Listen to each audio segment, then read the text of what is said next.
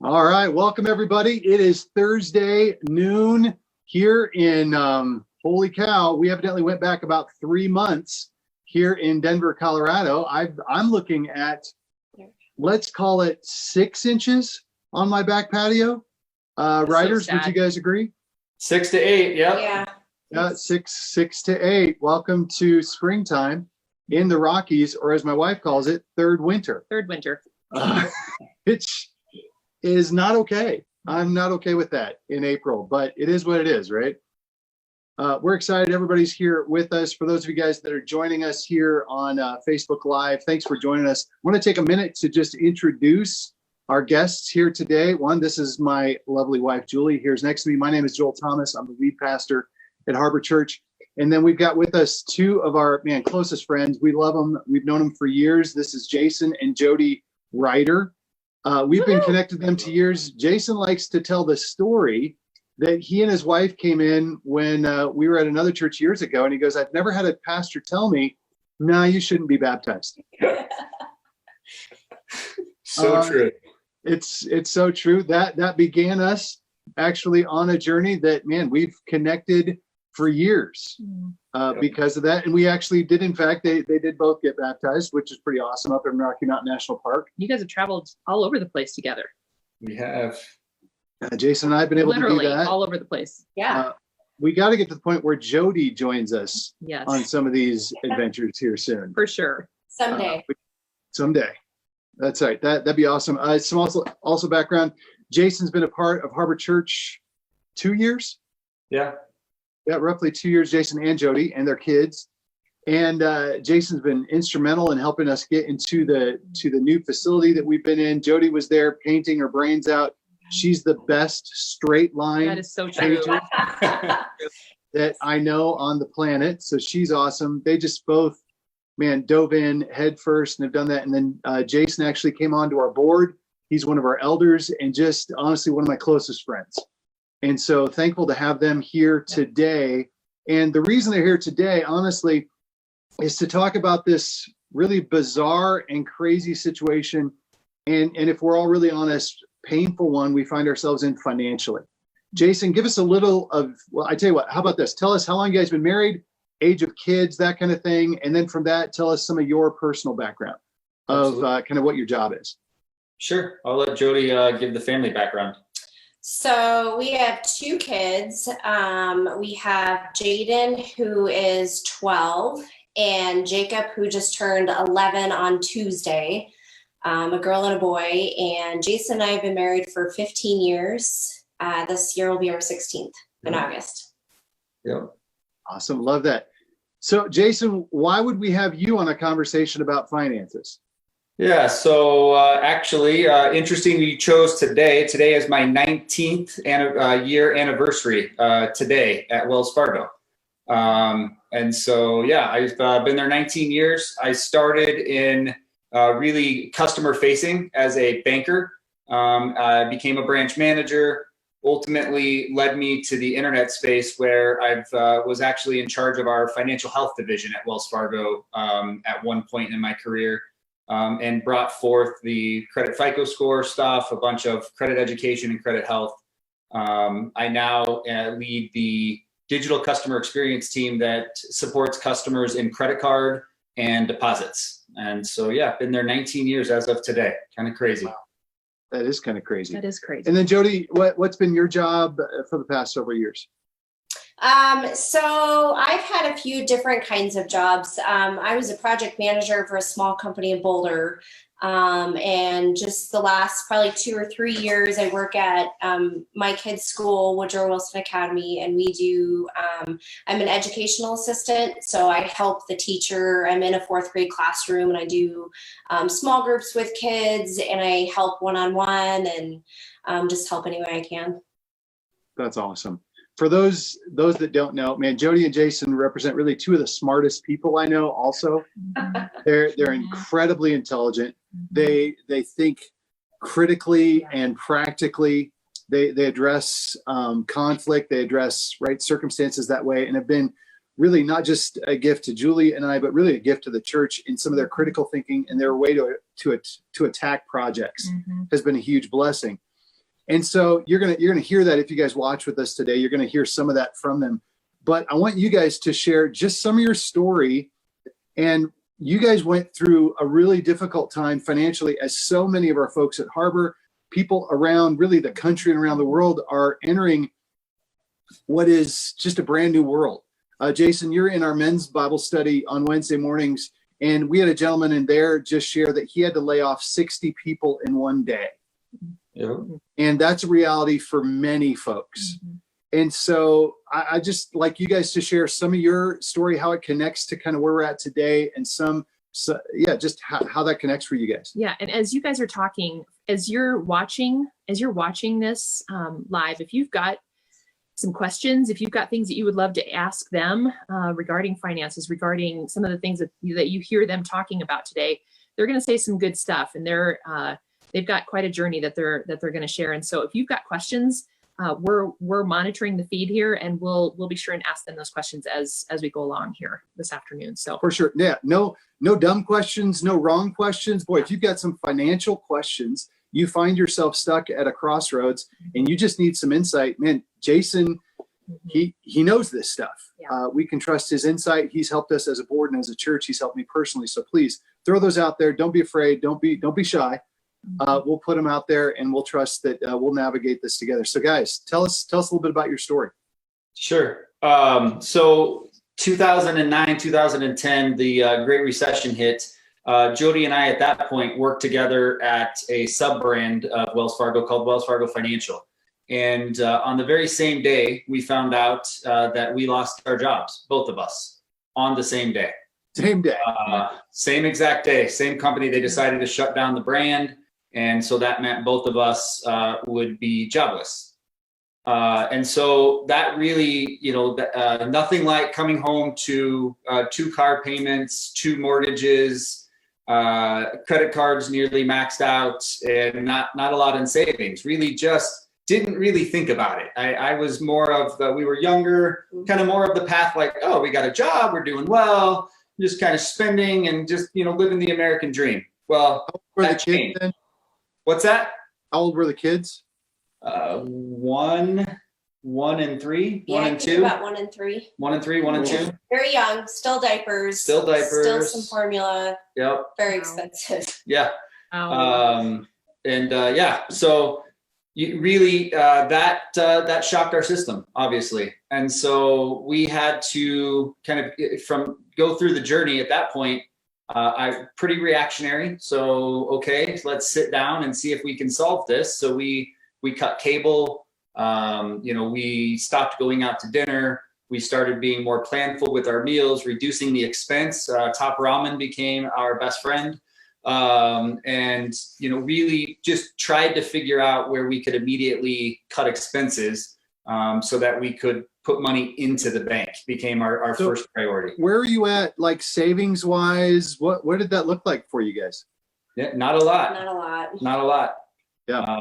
Maybe a half a month's worth of expenses saved, maybe a couple of weeks of expenses. If a car broke down, it had to go onto a credit card. If our water heater broke, it had to go onto a credit card. We were really not in a great financial situation from a savings perspective. And so you walk home, right? You get home that day. You both have, I'm sure it was deer in the headlights. And all of a sudden, right, you've got a new reality the next morning. Were there tears? What were the emotions that first night? For me was more shock. And if I'm going to be humble and honest for a minute, I turned to drinking. I immediately thought, let's just have some beer. And drink our sorrows away. Drink our sorrows away, and just, I'll deal with that reality tomorrow. Mm. Yeah, oh man, I think a lot of us could relate to that for sure. And so then you get up the next day, and so walk us through some of the specifics. It sounds like you did a personal inventory, kind of financial inventory, and then walk us through the steps, because I think this is so applicable to so many of us today. Oh, did sure. that freeze? So Jodi and I live our lives on a spreadsheet. we live our lives on a spreadsheet. So that's exactly what we did. We sat down and pulled up a spreadsheet and just laid out, let's talk through each and every expense that we have. Like, what is our current situation? Here's our first mortgage. Here's our second mortgage. Here's our car payments. What is the interest rate? What is the balance? What is the payment? We pulled out our credit card statements and just started looking at what is on them. Why did we get here? And so, yeah, we took an inventory of everything we have. And then we said, what can we do immediately? What's the first thing we can do? And we called the cable company that next day and said, shut off our cable. We don't need it. And We had a home phone. We had a home phone. That was not necessary. Yeah. Who had a landline? Yeah, we did. We did. Yeah. And so, yeah, we cut anything and everything we could think of cutting just immediately to try and have, because when you lose your job at a company like Wells Fargo, you have a little bit of a runway. So they inform you and say, hey, you're not going to have a job. You've got 60 days before your income will stop, and then we'll give you, or for your job will actually stop. And then you have so many months of what they call severance in order to give you a little bit of runway. So we were like, how do we build any bit of savings in this, what basically would become a 4-month runway that we had to kind of set ourselves up. And so we cut things and then immediately diverted money into a savings account just so we had any bit of a nest egg to help us as we started down this journey. That's good. So you guys dug in like immediately. Yeah. Because I think the tendency, and I'd love to hear Jodi just from the wife perspective going, I think the tendency is to just kind of compartmentalize or kind of put it, let's just not deal with it right now. Let's just deal with it later. But it doesn't sound like that's what you guys did. No, and that's not really our style. Like we tackle things pretty head on. But I think the tendency would be to let the fear take control, and then you would things will work out, it'll not even think about it, just have the mindset of it's just going to work out if I think it's going to work out, and not take control over it. And for us, it was, we understood what was going on at the time with our finances, and it was more like panic and then breathe, and then, okay, we've got this. We just need to sit down and make a plan and try to figure this out. But I can see how people would be very fearful of taking action, because finances are a very scary thing. They're very real. So it's hard to, say, well, let's get rid of cable. Well, wait, but I watch it. That's a very necessary thing. Yeah. Can't we just wait till the season finale of this? Or, you just kind of put it off just for, it sounds superficial, but boy, it sure sounds right in the moment. Mm-hmm. Yeah, I think a lot of people, I think you guys are actually the exception rather than the norm. I think a lot of folks get that paralysis of analysis, and they've got to, we shared this, actually, we recorded a podcast yesterday here at the church. I think you got to get to embracing that new normal as quick as possible. You got to grieve what you lost, but then move forward and start embracing the new normal. Even if that new normal is painful, if it's hard, if it's all of that. But if you stay stuck in the grieving, or if you just stay, right, we're going to take the head in the sand approach, then you're just making things worse. What would you say to that couple or that individual that did just lose their job? Let's say you're one of those 60 folks that this friend of ours, Jason, had to lay off last week. What are you guys going to say to him?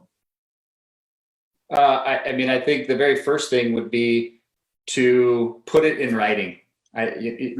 Nothing like, a lot of people manage as it hits their mailbox or their inbox or their bank account.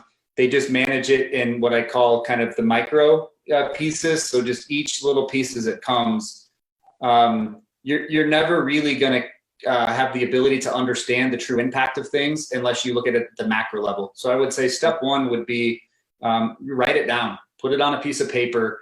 I just recently, maybe a few years ago, sat down with one of my brothers who was in pretty rough financial shape. And I was like, look, I understand this is going to be embarrassing, but I need you to bring me every bill, statement, and piece of mail that you have gotten, and we're going to put it in writing.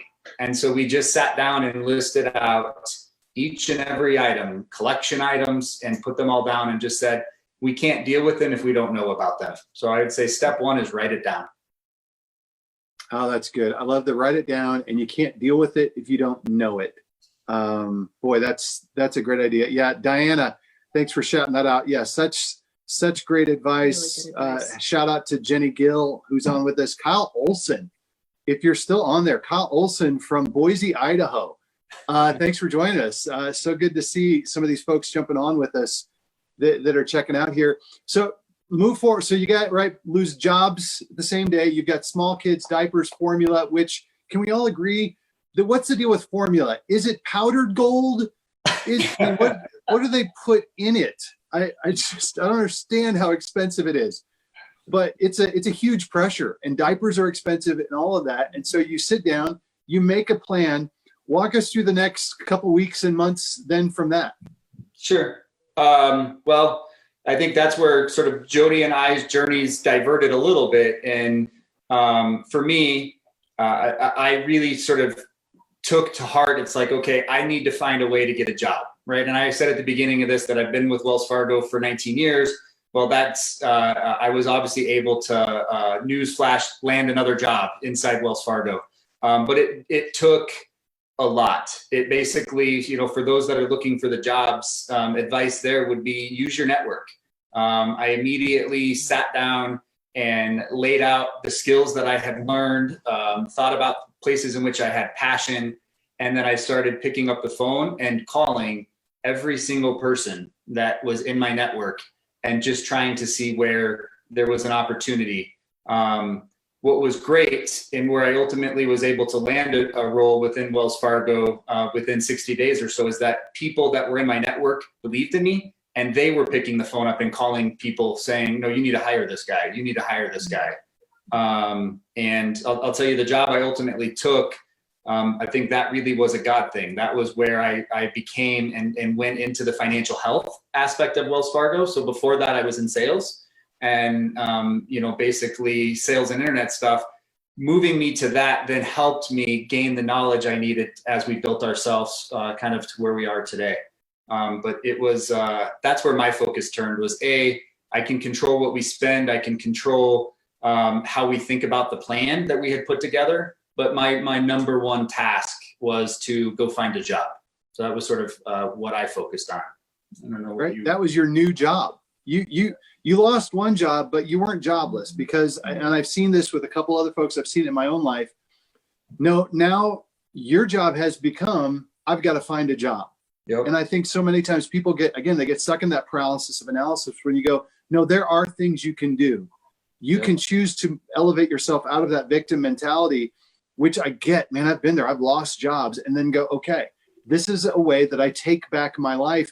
Because I'm going to now commit to it. I'm going to track it every day. Here's X amount of resumes. Here's X amount of phone calls. This now becomes my job until I find the next job.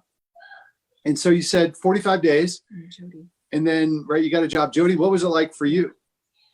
It was tough. So I was in charge of shutting down some of the branches. So seeing people leave and shutting them down, selling furniture, all of that kind of stuff. And I made the decision that I wasn't going to look for a job within Wells Fargo because we did not want that to happen ever again. We did not want to have all of our eggs in one basket. So I said, Jason, you stay with Wells. I'm going to go elsewhere. And it was tough. It was a really tough job market. So I decided that I was going to just stay home with the kids. I had severance for, I worked for Wells Fargo for probably 8 years. It was tough. It was hard to sit back and just let everything happen. And I think I took more of the mentality of, control what I can control and, not necessarily worry about everything else that I can't control. Yeah. Which is easier said than done. I think for many of us, it's the right approach, but man, it's hard to do. It's hard to do. So Jason, you shared this with me earlier. So then how did God, there were some surprises that came along as you leaned in, as you got busy, you got motivated, and you were like, I'm going to find that next job, knowing that Jodi, essentially a good chunk of your income was eliminated. You guys made that decision, but you pushed forward through it. And then what happened?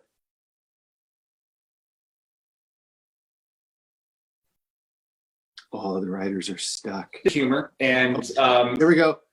Hope we lost you there for a minute. Got it. Oh, All right, slowly got it. Yeah. coming back. So, God has us a humor. I would say in the end, yeah, we good? Oh, we're good. There we go. Now we're catching back. All right. Apologize, guys. Technology is sometimes an art and not a science. That is very true. That is very true. We found a wire to plug in a computer. Imagine that, and it's still not working right. So, kind of crazy. I'm assuming we're not coming through. No, we're getting you. We're getting you intermittently. Oh goodness, that's a drag. All right, let's. Can we back up, Jason? How did God surprise you as you guys move forward? Absolutely. He had a sense of humor. And in the end, I was able to secure a job in which it was able to, in essence, replace the income that Jodi had lost down to the. Wow. Yeah. Down to the exact penny. Down to the exact penny. The Wow. difference in our paychecks was exact. That's amazing. Yep. What did that? How did that shift things in you? I mean, obviously that, right? I just look at that and I go, that's a God thing. That doesn't happen by accident. What does that do internally? And maybe what both of you could speak to is what was going through kind of spiritually during this season for you guys? Yeah. It really helped me understand, like in miracles today, something like that doesn't happen by chance. And so it just helped me understand that we have a good God.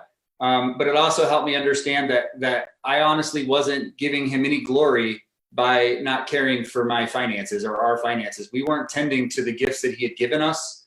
And so we took that as a gift. So we didn't then revert back to, we can go back out to dinner and we can do all these things. We had a hole that we had dug ourselves. We were very well aware that the economy hadn't yet recovered and that I could lose another job just as easily as I had found a job. And so we took then that gift, that miracle, that blessing, and we turned our finances upside down to then dig ourselves out of that hole. So it really gave us the motivation that we needed to really listen to scripture, which would be to really care for the things that were given to us. Right. Just principles of stewardship that what God's been giving you. And so then Jodi, how long did it take to kind of climb out of the debt and get to the point where you guys were okay again? To climb out of debt, it probably took us a good maybe year to get to a point where we were comfortable, Where we had a nest where we egg. had a nest egg, where we weren't like climbing uphill, so to speak, where we weren't feeling like we were underwater. We felt comfortable, but we weren't there yet. We had bigger goals to achieve. We wanted to keep saving, and we wanted to keep not having cable and not having unnecessary things, and just keep down that road, because we realized that we don't need all of that stuff. It's really unnecessary. Right. It probably took us 6 or 8 years to basically achieve financial peace, in essence, right? Following the principles of the financial peace, it took us 6 to 8 years total to get out of debt. It took us a year to even have a savings account that it's like, okay, I could make it a few months if something happens instead of a few weeks. And so, we probably, in this, I'll sort of put on the hat of financial advisor for a second and say, all the things that it took to dig your hole, you have to give all of that up to get back to even, as far as just not to dig the hole any deeper. Then you have to cut even deeper to fill the hole back in. And so that's not fun. And that's where I think a lot of people don't have the discipline, is that, you know, there's one thing to living at your means, but to fill back in the hole that you've dug yourself, you got to live under your means significantly. And that is something that people don't understand. Specifically, what does that mean? Like, what would you say? Okay, this is what this really looks like. Like, give an example. We probably didn't go out to dinner for 2 or 3 years. I mean, we ate leftovers where Jodi would plan a meal. Okay, we've got chicken enchiladas tonight. We can make that for $7, and that's going to have to last us for 3 meals. And other people were going out to lunches. Other people were, going to dinner, celebrating things. Our old celebration used to be once a year, we would go to Red Lobster. I was baby. Big spender at Red Lobster, and we would share a meal. And you know what? That's the other thing. From a health perspective, we cut gym memberships and we just worked out at home. But also to remain healthy, when we went to Red Lobster, we bought one meal and we split it, and we got water, and we didn't buy alcohol. And so it's those things add up. We never went to Starbucks. We never went and spent those little $6 spends we didn't do, and do that over 6 years, and it adds up. For sure. Yeah, that's great. Hey, we got a question here. Aaron wanted to ask, and this is, for you, Jason, maybe, and Jodi, but how much do you recommend having in savings? How do you decide that? Sure. You should have, in my opinion, 3 to 6 months of your expenses. So when you sit down and take stock of, and what I mean by expenses is rent or mortgage payment, car payments, insurance, sit down and lay out what are your monthly expenses, and don't forget about those ones that come due every 6 months, like car insurance or those types of things. You should have, in my opinion, at minimum 3 to 6 months as a starting place, as your first goal. Now, that feels daunting, okay? That feels daunting. And so my advice to somebody is, if you have nothing, why don't you put 1 week in and then do another week and reward yourself? So if you're the Starbucks person, okay, you have to set up a benefit to yourself to say, all right, as soon as I save 1 week worth of expense in my account, I'm going to go and get myself a Starbucks. Now, you can't go every day and get a Starbucks. No, one. You have to change All right. I appreciate that, Jodi. Thank you for Alright. sharing that clarification. You have to change your habits, and you have to change what's not working in order for it to work again. That's right. Yeah, that's really solid. Jason, talk to me. And this is some background for those that are watching, man, and come back and watch this. I'm getting calls. Julie's getting calls. Man, this is hard emotionally for so many couples. And you mentioned this, and be willing to be a little transparent there. You said, I went and just had a beer or several beers that first night. What do you say to that guy that feels entirely overwhelmed and that is looking for a place at the end of the day, right? We're just looking for a place to self-medicate. Yeah. Talk about what that was like for you, and maybe Jodi, how you responded when you saw that in your husband. Sure. So I go to a place when I get to stress to basically, I internalize, I stop communicating. I believe that I can solve it by myself. I believe that I'll work my way out of this, and it becomes me. And Jodi does a really nice job of, no, we are a team. And so she would, I'll let her speak to how she sort of helped me get out from within my own self. Well, I've been married to him long enough that I kind of know when he gets in these rabbit holes of himself. And when he doesn't communicate is when it becomes a problem. So I would sit him down and say, what's happening? What's going on? I've noticed you're drinking more. I've noticed that you're very short and snappy. Communicate to me. Tell me what's going on. I'm trying to give you grace and I'm trying to be nice to you and be kind, but it's not working. We have to communicate. We are in this together. You are not by yourself. You don't have to hold that big, crown of I am the man of the house. I have to take care of everybody. That's not the case at all. We are in this together. So we do this together. Oh man, that's so important to say. Again, I think, Jodi, easier said than done. Oh, absolutely. It's hard, right? Particularly in these seasons. And what has always been true in Julie and I's experience as we've counseled couples, right? What are the two things they argue about? Sex and money. And this just highlights, honestly, in some ways, both of those. And it becomes a tension point when you don't have money. Boy, it's so easy to just point blame and to shrink into yourself rather than reminding yourself we are a unit here. We can do this together. What for you, Jason? What ended up pulling you kind of away from drinking? What kind of went? Okay, I'm gonna stop doing that as much. I think it was at that point I had a really strong men's group around me, and it was me, Jodi, pouring into me that you need to work with your network of folks here to help you. You've got people around you who are here to support you. And so, we called our men's group then Fight Club.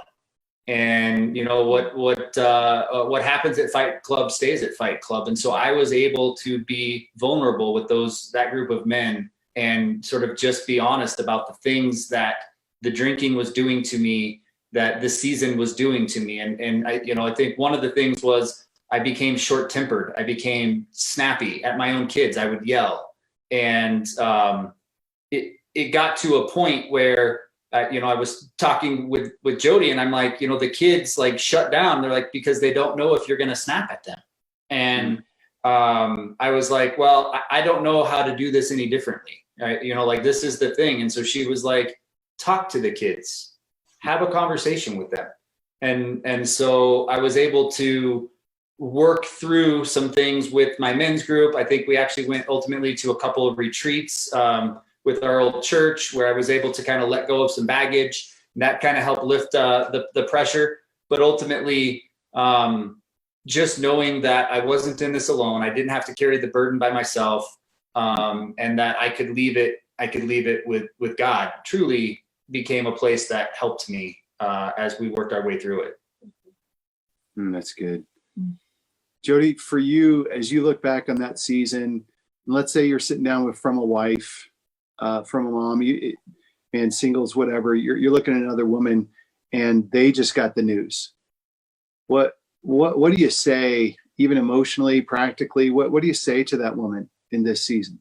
I would say a few things. I would say, don't give in to the fear of the unknown. I know it's easier said than done. Don't give in to it. Communicate. That's huge. Communicate with your spouse, communicate with your children, communicate with those around you.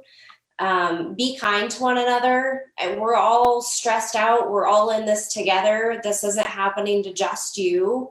Be kind and give each other some grace. I mean, losing a job is losing something. So you still have to grieve and you still have to go through that process and give each other grace throughout that process. That's really good. What do you say? What have you learned about your relationship with the Lord, with Jesus? What spiritually has this highlighted going through that difficult time? What did that do spiritually in each of you and for your marriage? I mean, I think ultimately, and I'm still learning this, there's, even situations where I'm helping out with different things. I still always forget that Jesus and God, they're not surprised by any of this. And that they've got you.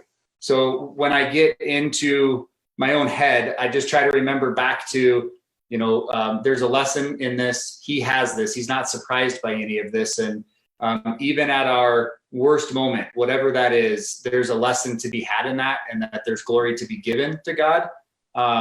It may take me a little while on the other side to realize that, I just snapped and I just did this, and that wasn't really probably okay and appropriate. And so I go back and ask for forgiveness and do the apology. So I'm by no means a saint.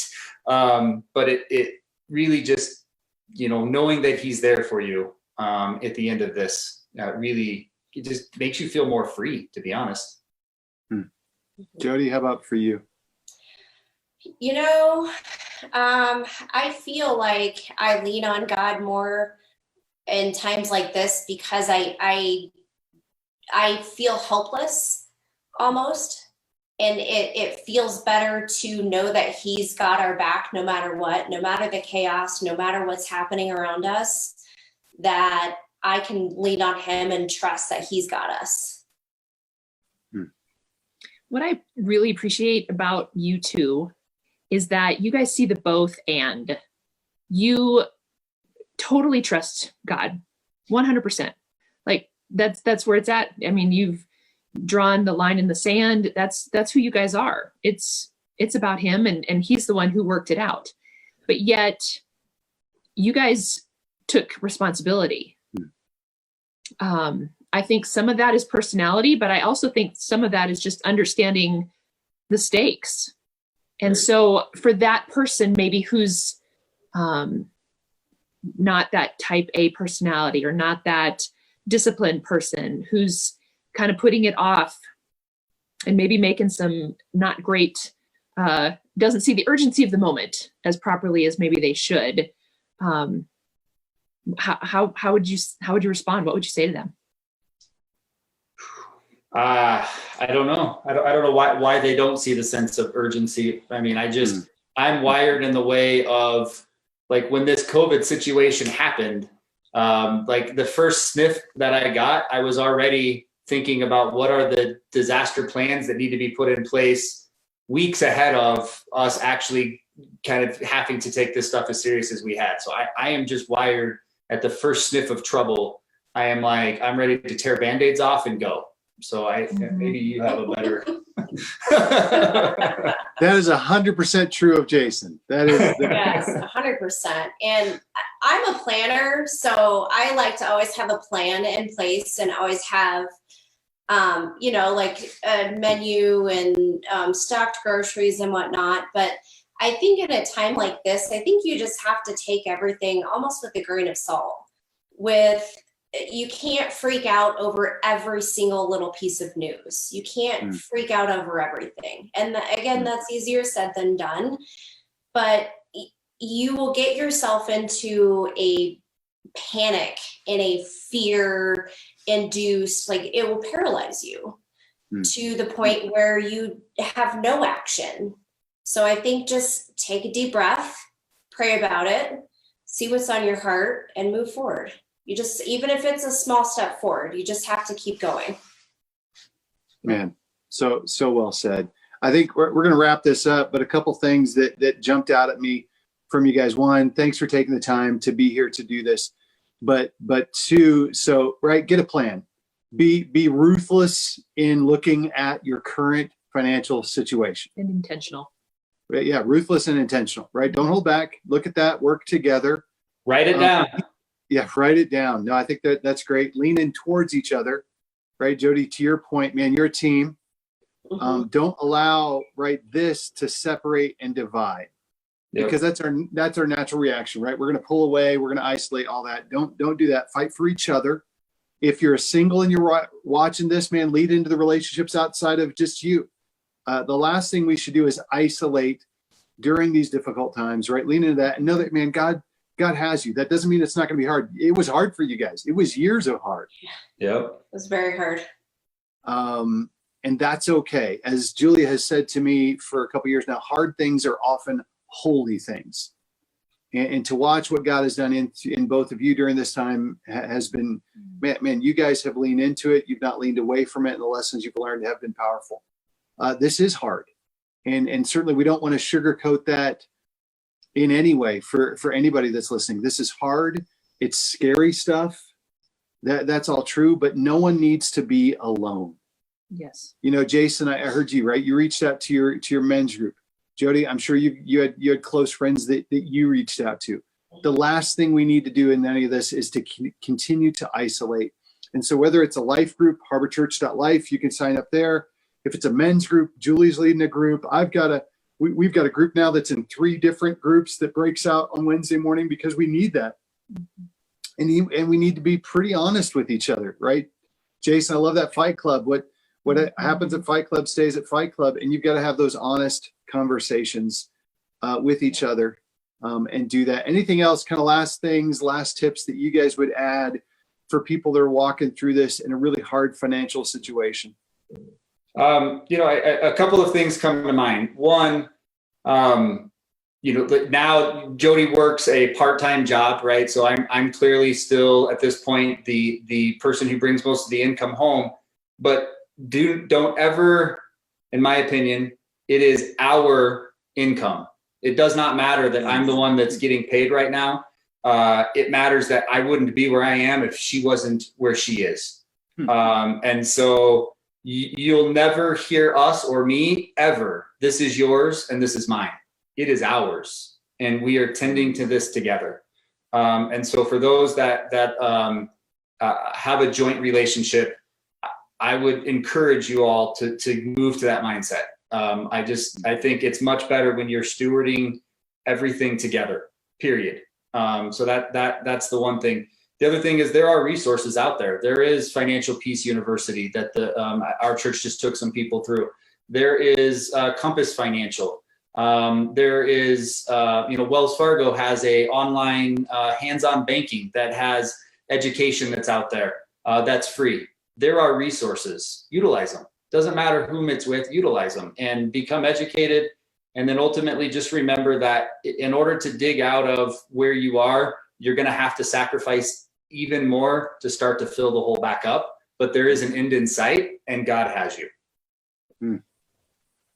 So good. I think on a more personal level, just, I know that there are people out there with maybe rough homes or who suffer from depression or who have different mental illnesses. And this is just got to be super tough on them. And you're not alone. Like, please reach out to anybody. And I tell anybody in my network, call me, I'll FaceTime you, I'll, come sit in your driveway or, just to get that FaceTime to talk. I can't hug you, I'm sorry, but I can talk to you. And if you need groceries, I'll deliver you groceries or whatever, but and check in on people, check in on your friends, just even to say hi, how are you?